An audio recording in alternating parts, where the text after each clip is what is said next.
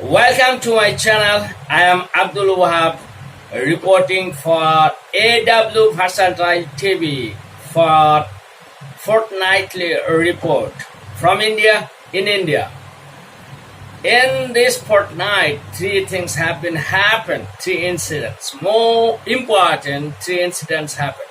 One is the case of the Prashant Bhushan, one of the senior most lawyers in the Supreme Court in Delhi, and then the release of a renowned doctor, Dr. Kafil Khan, and the third one is the release of GDP data.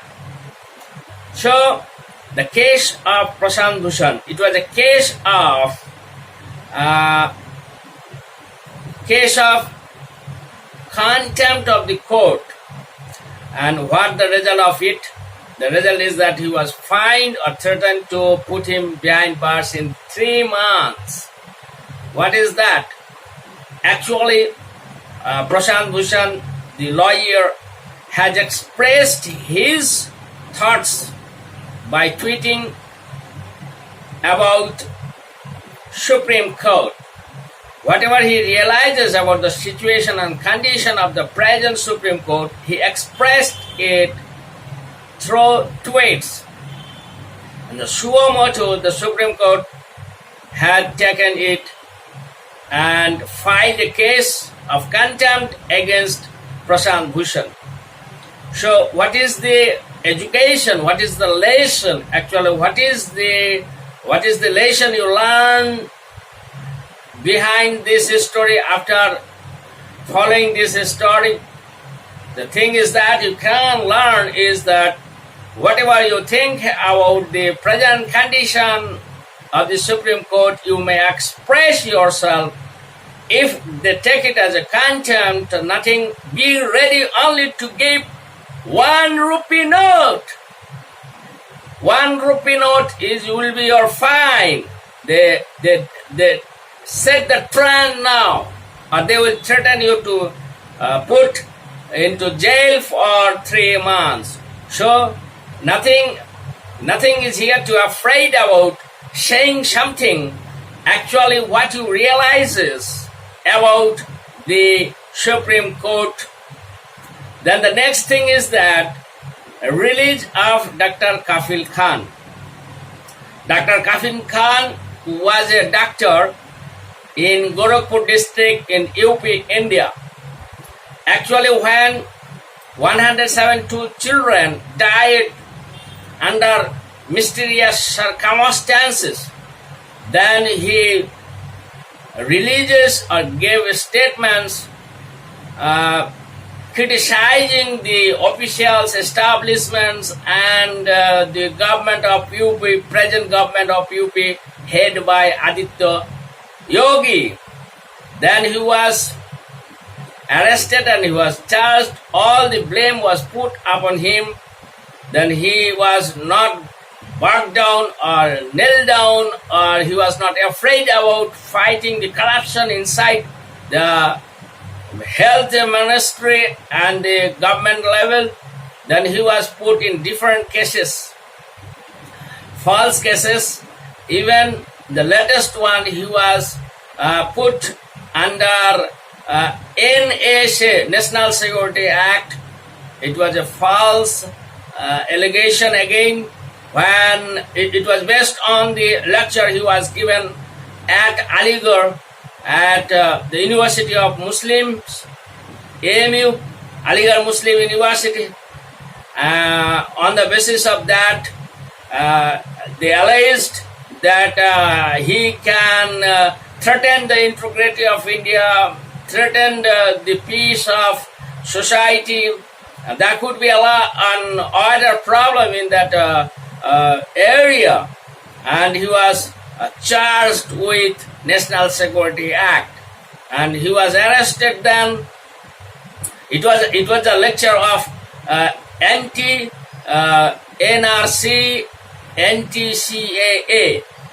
So you may like that. You may be put under NSA whenever your speech is you give or whenever you attend meetings, gatherings, issues statements, so any time the ruling party, BJP, the extremist party, the communal party can charge you under NSA. But what happened in the case of Dr. Kafil Khan, that High Court of UP said that the lecture he given at the gatherings of AMU, Aligarh Muslim University, was not at all anti-national, was not at all a threat to the integrity and sovereignty of India. Actually, it was neither breaking down the law and order, neither it can be, the speech can be termed as the hatred one, hate speech. So there is no possibility of creating enmity between communities.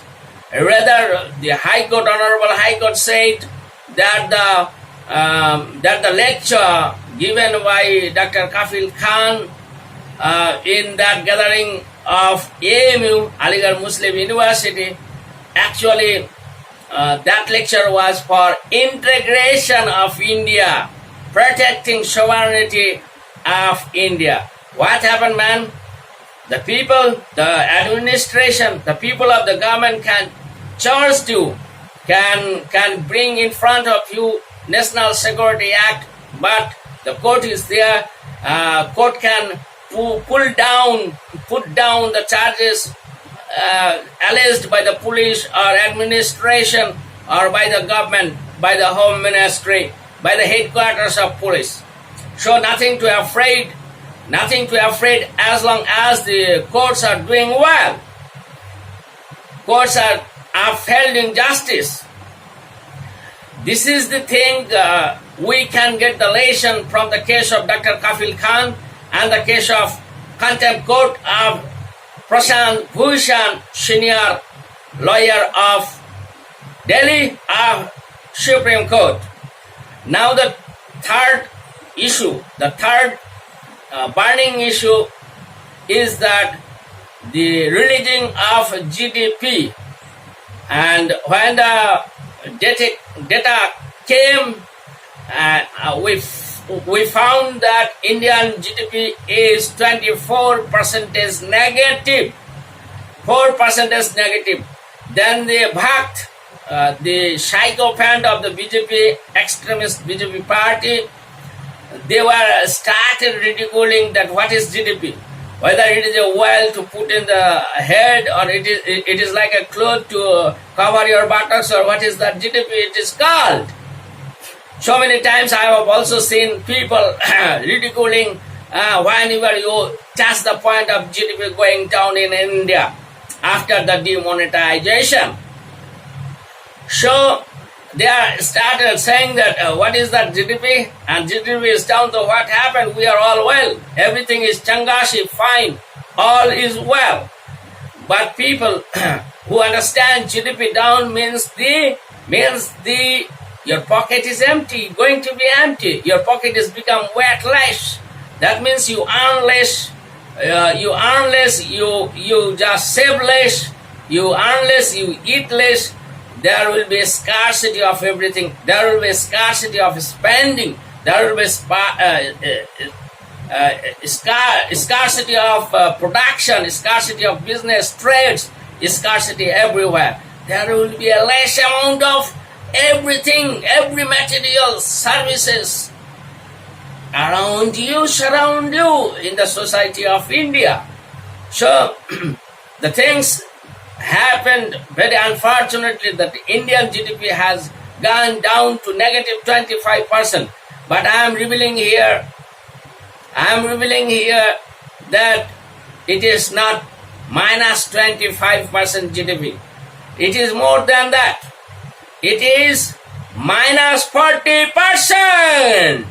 Minus 40%. Lutia, Dubadia. The red light is now burning. The red light is now blinking everywhere in every institutions of India. Sink India now sinking under the leadership of Prime Minister Narendra Modi. Everywhere it is in the downturn. The head of India is now downside under the leadership. False, fake, wrong leadership of Narendra Modi. And who is saying this, that 40% GDP has down, or the Indian GDP is negative 40%. He is none other than one of the experts in economy, Arun Kumar. Do you know who is Arun Kumar? Search Google and you will find Arun Kumar. He said that Indian GDP is not down minus 24%. It is minus 40%. I am here, and you know, I am Abdullah reporting for India, in India, from India, for the cosmos also, from my home, shining off.